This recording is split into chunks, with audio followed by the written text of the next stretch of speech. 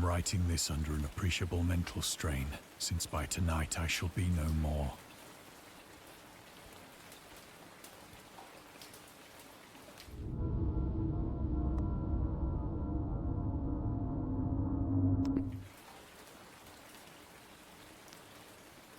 Penniless, and at the end of my supply of the drug which alone makes life endurable, I can bear the torture no longer, and shall cast myself from this garret window into the squalid street below.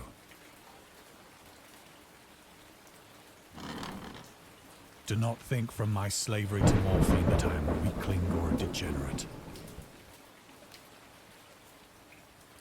When you have read these hastily scrawled pages, you may guess, though never fully realize, why it is that I must have forgetfulness or death.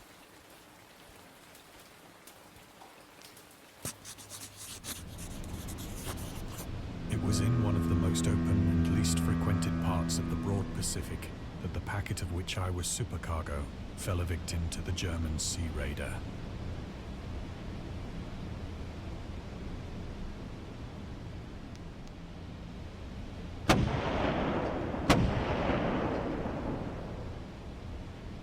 The Great War was then at its very beginning, and the ocean forces of the Hun had not completely sunk to their later degradation. So that our vessel was made a legitimate prize, whilst we of her crew were treated with all the fairness and consideration due us as naval prisoners.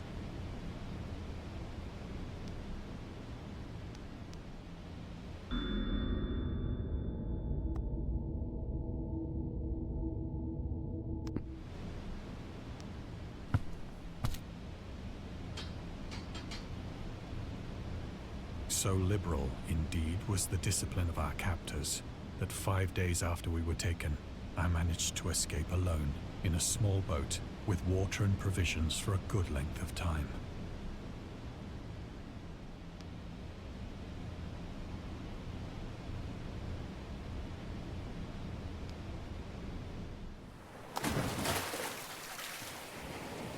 When I finally found myself adrift and free, I had but little idea of my surroundings.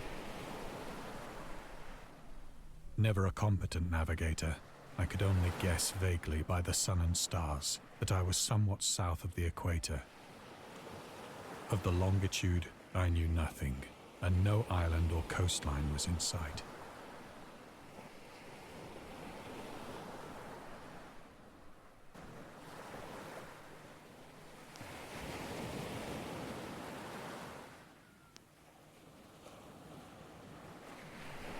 The weather kept fair, and for uncounted days I drifted aimlessly beneath the scorching sun, waiting either for some passing ship or to be cast on the shores of some habitable land.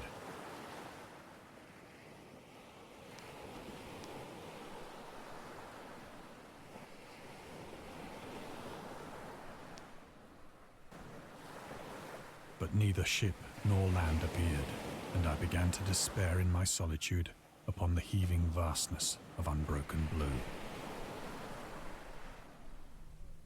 The change happened whilst I slept.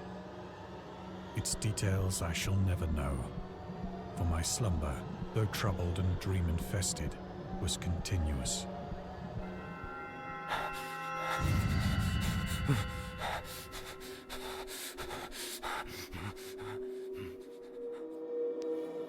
When at last I awoke, it was to discover myself half sucked into a slimy expanse of hellish black mire, which extended about me in monotonous undulations as far as I could see, and in which my boat lay grounded some distance away.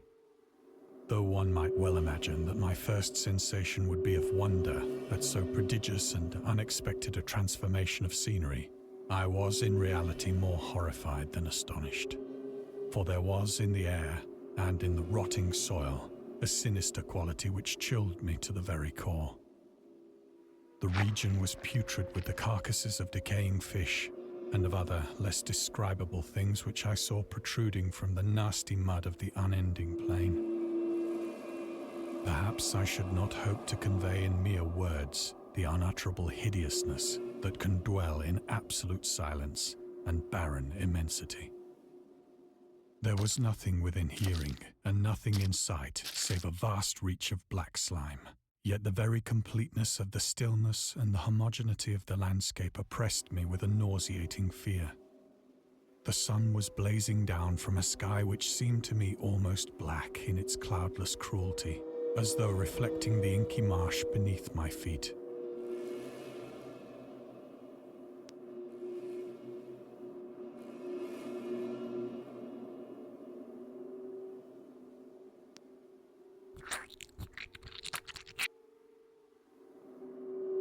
As I crawled into the stranded boat, I realized that only one theory could explain my position.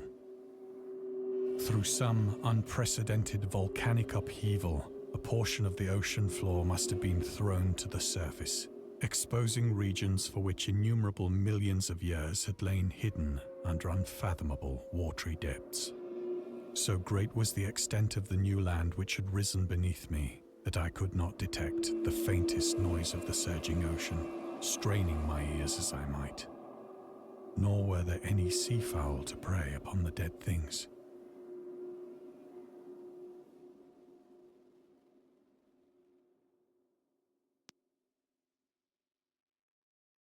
For several hours I sat thinking or brooding in the boat, which lay upon its side and afforded a slight shade as the sun moved across the heavens.